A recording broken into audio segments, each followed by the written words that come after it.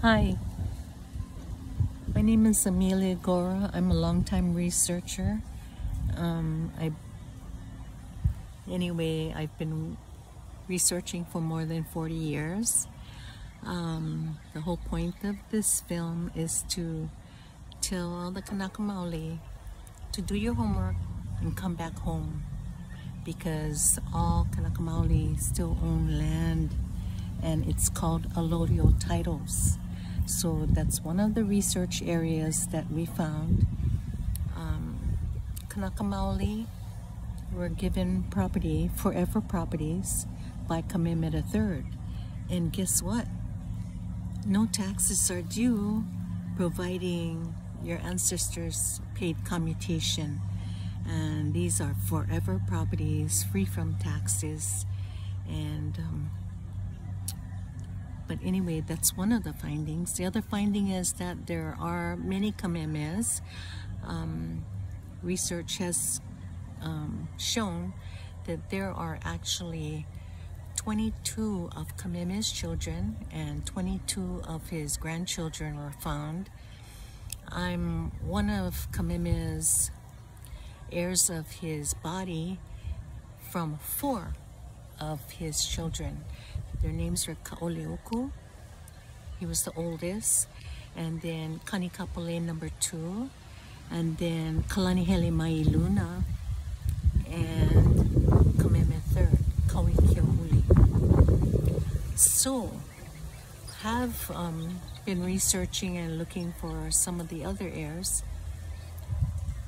Bernice Pawahi was not the last of the Kamehamehas. In fact, descent from Kalola, who was her true cousin, but also a stepsister, because Bernice Pawahi's father, Abner Paki, he married our ancestor after his brother passed, who was Kalanihele Mailuna son, and both of them were the sons, but we're from Kalani Ulumoku, and Kalani Ulumoku was the brother of Abner Paki. So there's a lot of fraud and criminal activities that happened in Hawaii, and it's all from mostly Americans, and that's why I'll document that Americans are actually liars, and it's been found in research, and they don't own lands in Hawaii because of the allodial titles. Now, the allodial titles, that's one of the programs. Another one that was found is the Konehiki program. And the Konehiki is, they're the caretakers, and also they were conveyed. 256 of them were given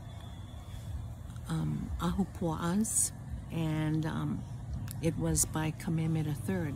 So those are allodial titles also.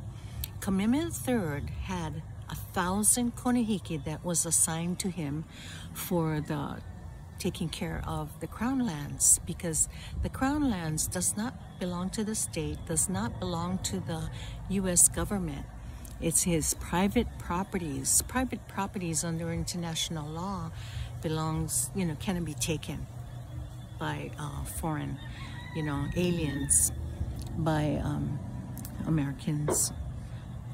But anyway, he had 1,000 assignments for Konehiki, and Kekoanaoa, who was the father of Kamehameha IV and V, and Victoria Kamamalu, he also had 1,000 Konehiki assigned.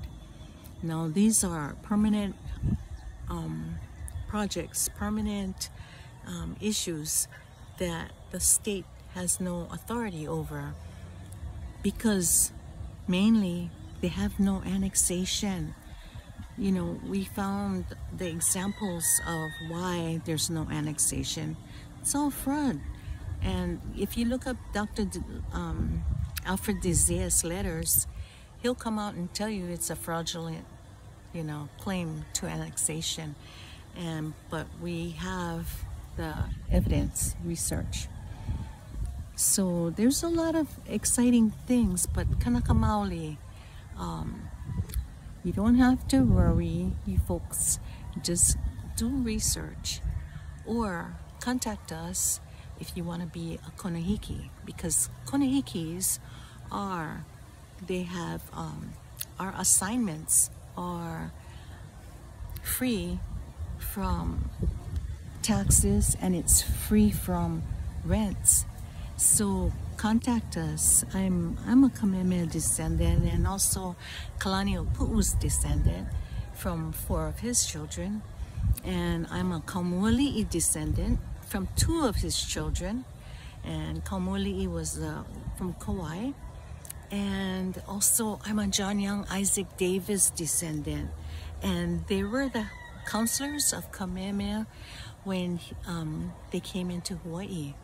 And Isaac Davis had 3 children, Hu'il Davis, Kali Davis, and Peggy Davis. I'm Hu'il Davis descendant.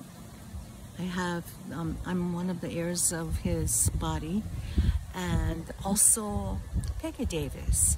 And Peggy Davis was the youngest, but we're all mixed, you know. We have the bloodlines of all the various ali'i and documented, because my great-great-grandmother was Princess Po'omaikalani, and she was the one who started off the Hawaiian Genealogical Society during King Kalakaua's days.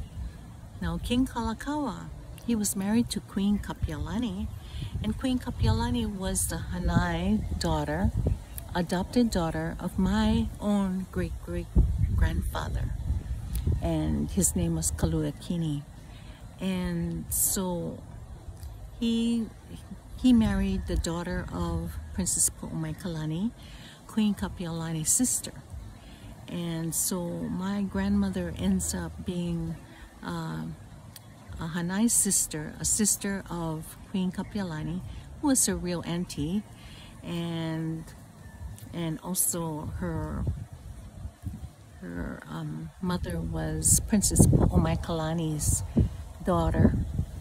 And we're also the descendants of Kalola, and Kalola is the next of kin to Bernays Pawahi Bishop.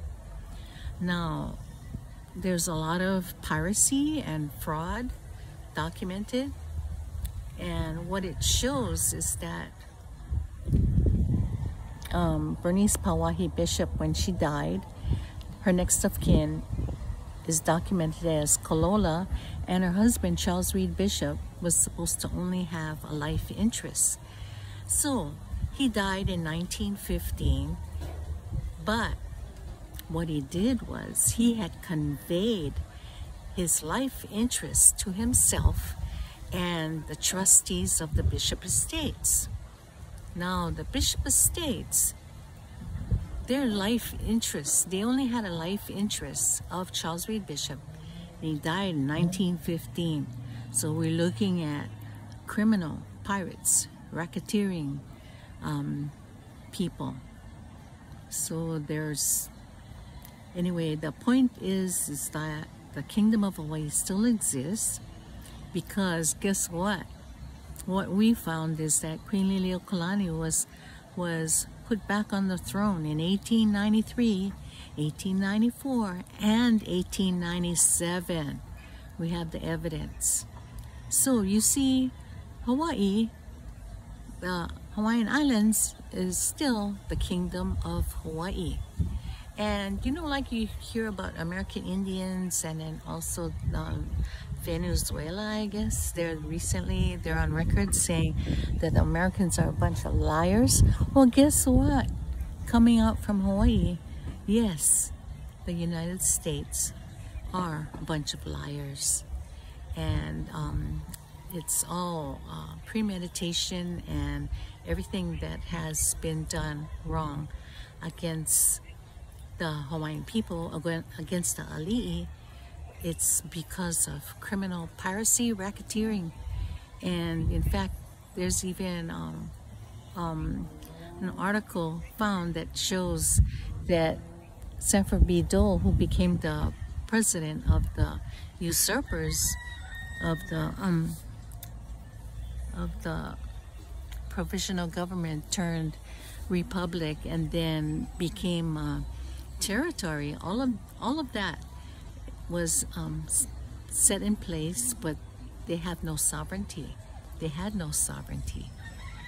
So all of this is war crimes, and the information has been found and documented, and you can go to the websites and just query, you know, about Queen Leleokalani, and you'll find out that she was actually